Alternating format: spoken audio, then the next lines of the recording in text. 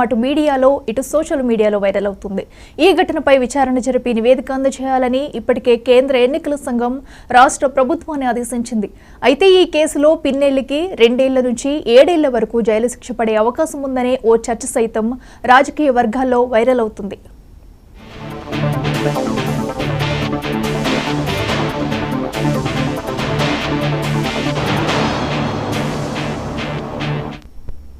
మే 13న polling జరిగింది. ఆ తర్వాత దాదాపు వారం రోజులకు ఈ పిన్నెల్లి ఈవీఎం ధ్వంసం చేసిన వీడియో ఎలా బయటకు వచ్చిందనే అంశంపై సదరు వర్గాల్లో ఓ చర్చ సైతం నడుస్తుంది.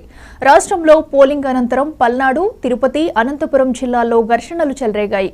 వీటిపై కేంద్ర ఎన్నికల సంఘం సీరియస్ అయింది. ఆ క్రమంలో సీఎస్, డీజీపీలను ఢిల్లీ వచ్చి వివరణ ఇవ్వాలంటూ ఈసీ ఆదేశించింది.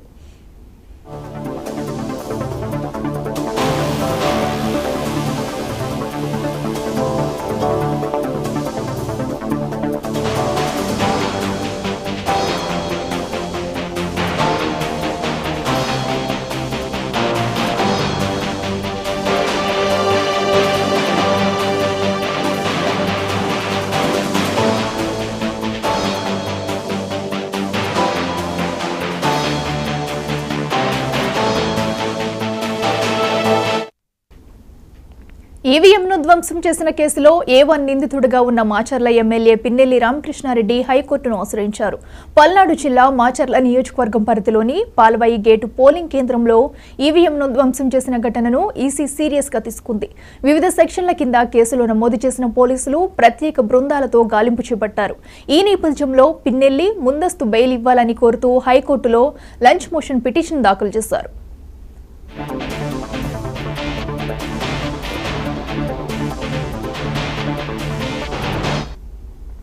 పిన్నెల్లి బెయిల్ పిటిషన్పై ఏపీ హైకోర్టులో విచారణ జరుగుతుంది. నోటీసులు ఇవ్వకుండా అరెస్టు సరికాదని పిన్నెల్లి తరపు లాయర్ వాదనలు వినిపించారు. ట్విట్టర్ వీడియో ఆధారంగా ఎలా అరెస్టు చేస్తారని, మార్పింగ్ వీడియో కూడా అయ్యే అవకాశం ఉందని అన్నారు. ఇదే అంశానికి సంబంధించి మరింత సమాచారం మా ప్రతినిధి రామ్మోహన్ అందిస్తారు. రామ్మోహన్, చెప్పండి.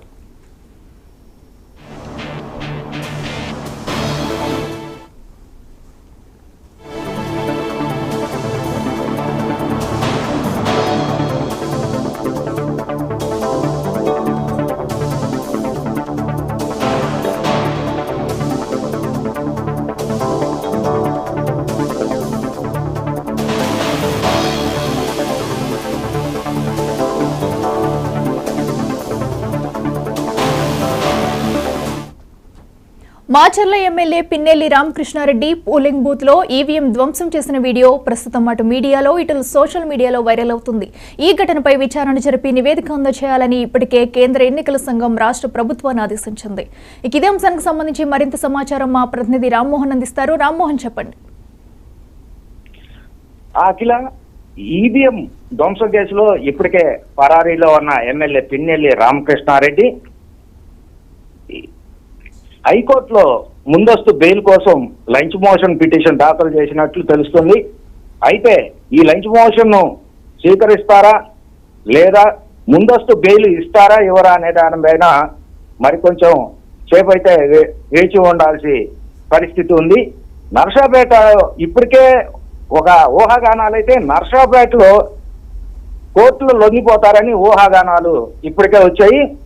ఇప్పటికే గుంటూరు రేంజి ఐజీ సర్వశ్రేష్ఠి త్రిపాఠి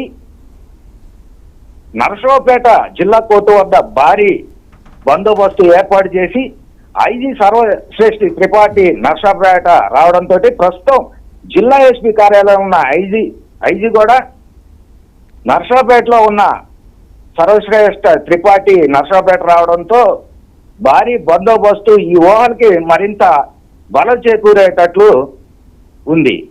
అయితే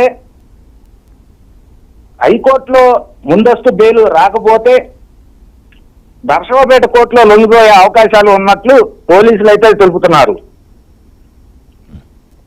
ఓకే రామ్మోహన్, అయితే మనకి వీడియోలో అయితే మనకి క్లియర్ గా తెలుస్తుంది పిన్నెల్లి వెళ్లి ఈవీఎం ను ధ్వంసం చేసిన ఘటన అయితే. కానీ ప్రస్తుతం అయితే అది దానిని వీడియో నమ్మి ఎలా తనకి శిక్ష వేస్తారంటూ కూడా పిన్నెల్లి తరపు వారు అడుగుతున్నారు. మనకి దీనికి సంబంధించి డీటెయిల్స్ ఏంటి?